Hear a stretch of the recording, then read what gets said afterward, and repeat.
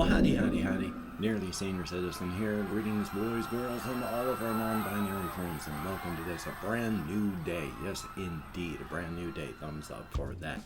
Yesterday was not a wonderful day, not a horrible day, but it was certainly a day. I had therapy, and after therapy, it's always a bit of a shake-up up here.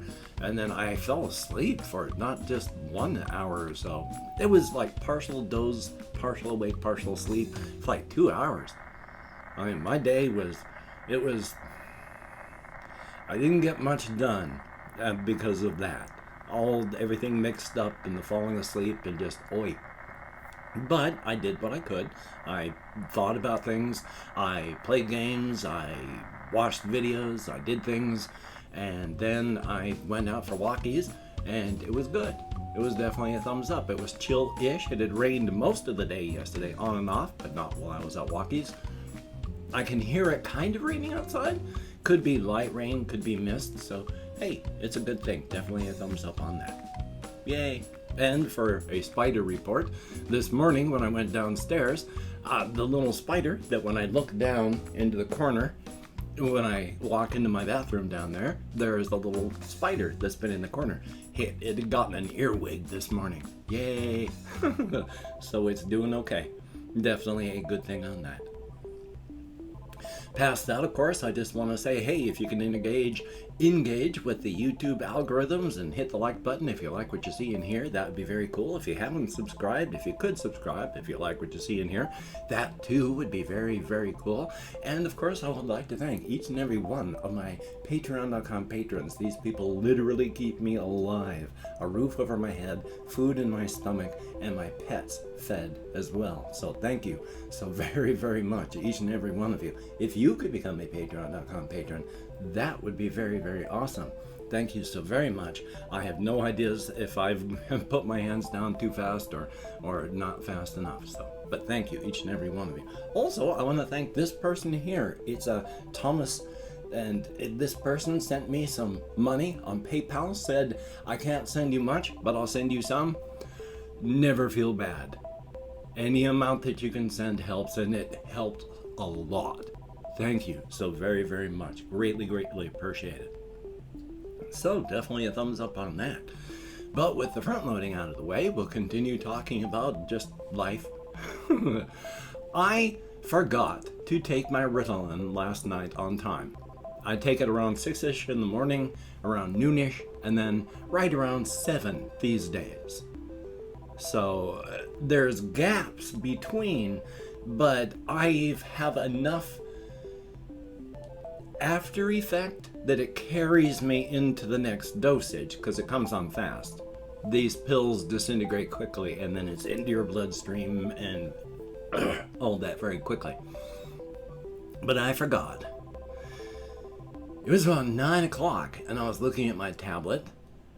A couple nights back, I had forgotten to take my Ritalin and so didn't before bed, and I did not sleep well at all. So I broke my tablet in half, took 10 milligrams after my shower, and did such, and went out on walkies and did that and came back, and then I decided, you know what, I don't know why I'm afraid, I do great, so I took the other 10 milligrams.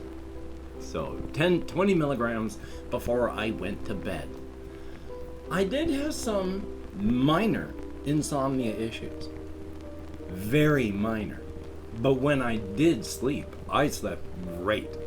I felt too warm last night.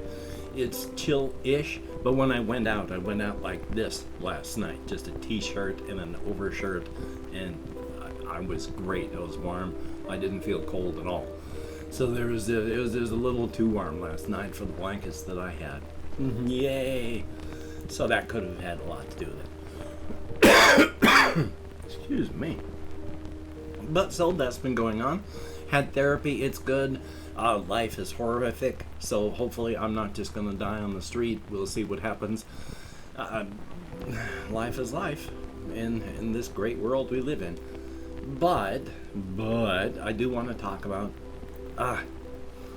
I cannot afford to get my dentures fixed. You need to, every 6 months, get a soft lining on them. I can't afford to do that. It's been a year and a half since I got them done, and so they do not fit. And by wearing them, it stresses them because they do not fit. They will eventually break again because of that. And then it's $1,300 to get them repaired or replaced. I can't afford to get them fixed now. If they break, I can never get them fixed. My rent has gone up. I don't know what I'm going to be doing. But I have been doing still a lot of thinking on various creative things so that I don't just like go insane and lose my mind from the stressors of real life. So, on the whole inside, outside, and such, on that story setting that I have, itchy, and then of course I run my hair in the wrong direction. I showered last night as well. I may have mentioned that. And I'm neatly trimmed up and feeling good, so yay. I washed with a washcloth and such, hit the trouble spots between showers because it hurts and it takes forever to take a shower. So I can't take them every day. Yay. Still though, while on walkies and thinking on these things, I have mentioned that really quick, the inside and the outside are like conjoined universes. The inside is a smaller, not fully formed universe that is too large to be considered a part of the sister universe, and too small and not formed well enough to be a full universe. And so they're kind of mixed. You can travel between the two of them and they share energies and such, and that's how it works. From an inside framework, we live in what could be a limitless and boundless universe. If you step up and out of that, of course, you can see that it would not be. But from inside it is. Now you say, well, how would you step out? Well, we don't understand how you do that, but just as a quick reminder, if you're a two-dimensional being living in just a flat two-dimensional plane where you see objects as just things that are there in front of you on a two-dimensional plane, far away, maybe lighter, closer up, maybe darker, but it's a two-dimensional plane. A three-dimensional object trying to enter the frame of a two-dimensional object is not a three-dimensional object. They just see, if you poke your finger into their frame, a widening concentric circle that just, as your finger comes in, just goes whoop, and then you bring your finger out and it goes whoop and vanishes. They don't see it as a three-dimensional object. And that's how that works. So when you step up, of course, from that framework, you can see, looking down into it, exactly what you'd need to do to be able to leave. But we're down here, we can't. And with the inside and the outside working together that way, hopefully I'm keeping things together here. Because of that, there is a limitless, boundless universe that is attached to another universe, and I posit that in this particular one that has a universe that is just about exactly like ours, except it has an inward conjoined universe like that, there are throughout our world places that you can enter and go in, and then there's the razor's edge where it's not in, it's not out. The people that were colonizing were too cantankerous to go all the way in and too stubborn to come back out, and so they just settled where they were, and they've been colonizing along the razor's edge. Not in, not out. They're not out where we are, they're not in where everything else is. Right there with the roiling energies and things fighting, and that's where they live. It's not an actual two-dimensional thing. It's more of a metaphorical line that is still a physical place. Because when you drive around in the razor's edge, you can either make a decision to drive outward or to drive inward, or just to stay on the razor's edge. It doesn't extend just, two-dimensional, it extends in every direction. But that's still like a razor's edge, because it's not a straight, here's this land, here's the border. The conjoined universes are very, very odd in that fashion. Only the people that are inside know that there's really inside. On the outside, where we are, 80% of us can't see or perceive the doorway to get in. 10% can, but it's all unconscious. They have no ideas what they are seeing. And 10% have full ability to see, hear, feel, and such, all of these other things. So on the inside, but not the inside, just on the razor's edge, all of these people have been spreading out in a lateral fashion. Not out, not in, right on the razor's edge. Which again extends not just in 2 dimensions, it's flat plane, it's more of a metaphorical state of mind, but it gets you there. You're not in, you're not out. If you decide to travel, you can travel for about 10,000 miles. Straight, flat, except it's not straight, it's not flat, you know. The geography of the razor's edge is fluid, and it's just as wild and different as real life. I mean, there's forests, there's hills, there's mountains, there's lakes, there's rivers, you're going to find a lot of different things in a lot of different places. It's not all just the same thing. Point being, after about 5,000 miles of travel, you're going to realize it's been about a day since you've seen any real civilization. Maybe you stopped and bought some groceries at a place, maybe you got some gas, and now there's not anything. You're just driving on a road. And you just keep driving, and eventually the road just starts to deteriorate until it becomes a rocky path, and then it's just a dirt road, and then it's just 2 ruts in the dirt, and then those become just trails until it becomes like just a trail you walk on, and then it's a deer trail, and then eventually at the end of that 10,000 miles it comes to an end. And you may find yourself standing just at the end of a deer trail when you look back behind you, and in front of you is just an idyllic, peaceful, beautiful scene.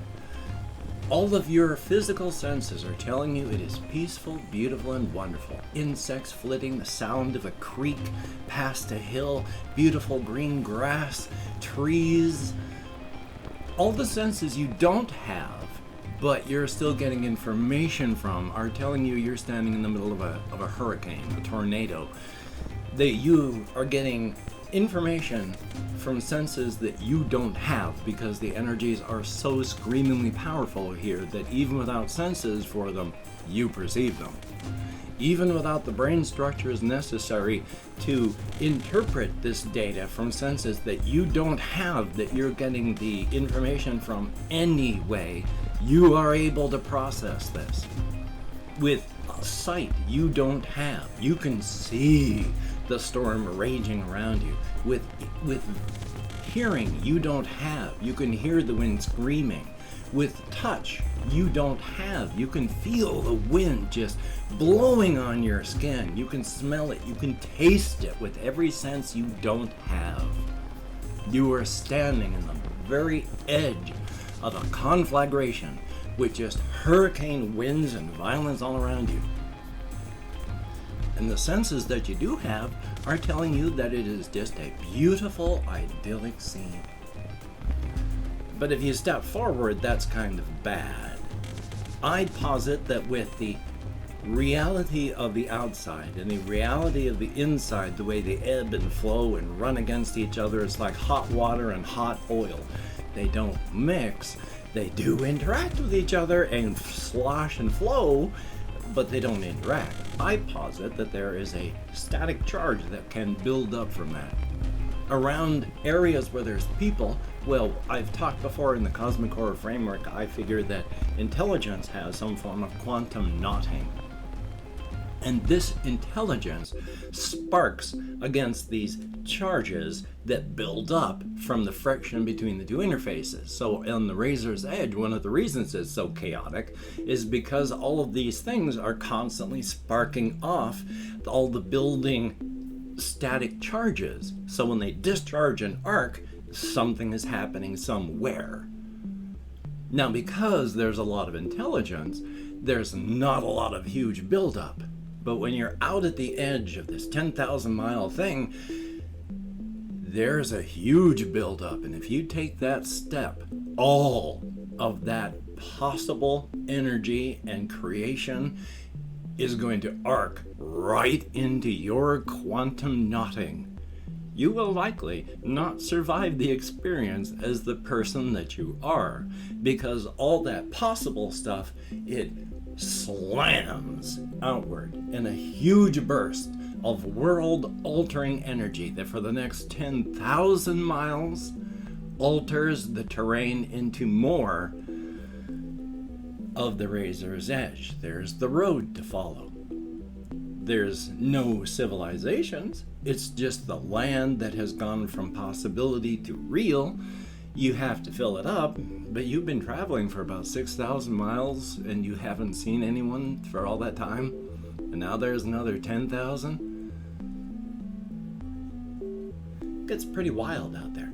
Thumbs up. And I've opened up 24 hours worth of comments, my community tab. I have far less than 25 people to go through and thank, but I'm going to go through and thank however many people left me comments in the past 24 hours. It is greatly appreciated. Any amount greater than 0 is awesome. Thank you so much. If I mispronounce a username, no disrespect is intended. I am an American English speaker, and even though I count American Sign Language on the fingers of this hand with my depression, fibro, all sorts of things, I am lucky I can remember my own name periodically. Not all the time, and I am getting better. We have Vincent, thumbs up and thank you. Margaret Thatcher, thumbs up, greatly appreciated. We have Lena Always, greatly appreciated. Jack of Hearts, thumbs up and thank you. Yorka Soto, thumbs up. We have Nolan Vilcek, I bet I'm nowhere close, but thank you. There is Jay, greatly appreciated. A Bizarre YouTuber, thumbs up and thank you very much. Samara R, thumbs up. We have Chase Fulmer, greatly appreciated. There is Crystal Phillips, thumbs up and thank you. Ben B, greatly appreciated. Insignificant Nick, I'm glad I'm alive too. Thank you very, very much. It is appreciated. And then there is Death RK. Greatly appreciated. Thumbs up. And I wasn't being thrown out. I'm just always on the edge of disaster with my financial situation. I am on an extremely limited income because of my disability, and the cost of living in the United States keeps going up faster and faster. Yay. But thank you, each and every one of you, for having left me a comment. You get me out of my head and into the world and dealing with real people, and that is appreciated to no end. Definitely a thumbs up on that. And with my hands in the air, I do not know what device you're watching this on, so I do not know where the text video description is, but inside I have links to all of my channels. If you could check that out, that'd be cool. I have links to things like my Twitter, Facebook, Patreon, and again, if you could become a patreon.com patron like one of these beautiful and awesome people, that would be beautiful and awesome. Definitely a thumbs up on that. Literally, these people keep me alive, and it is very, very appreciated. If you'd like to help me out without sending money, I do have a PayPal link, and I'm not above grubbing for any amount of cash that you can send. You may think it's nothing. Even if it's $1, you may go, gosh, I feel bad that I only have that. Don't feel bad. Anything helps, and that is appreciated to no end. I also have an Amazon wishlist link where hopefully my executive dysfunction will allow me to have updated it to have cat food. Hopefully. Now, of course, do not feel obligated. I do not feel entitled. And if you cannot, or you simply do not donate, I take all good wishes and I deposit them in the bank of my heart where I draw interest. So thank you very much. If you could toss me a like, I appreciate all the positive validation I get from my existence, a definite thumbs up, and of course, if you could hit the notification bell on the subscription button, that would be very cool. And thank you for watching if you've watched this far. It is appreciated to no end. Definitely a thumbs up on that. And of course, seek creativity. Be creative. It's a nice feeling. It's very cool. It's good. Definitely a thumbs up. Also, seek positivity. I was a very negative person for large portions of my life. It only hurts you and the others around you. And seek balance in all things. Moderation is key. Moderation in all things, even moderation. Thumbs up for that. So, of course, with the covfefe bug still raging around the world in the United States, if you have to go out among others, please wear a mask, maintain your social distancing, wash your hands frequently, try not to touch your face. It's hard. It's very hard to not do. You'll do it without thinking about it. It happens, so don't feel bad. Just try. If you haven't and you can, please get vaxxed. If you are vaxxed and it's available, get the booster. I'm going to get mine when I can, so thumbs up on that. So, until we meet again, You take care. Have a great day today. I will see you on the flip side, and that is, quite frankly, a very good thing.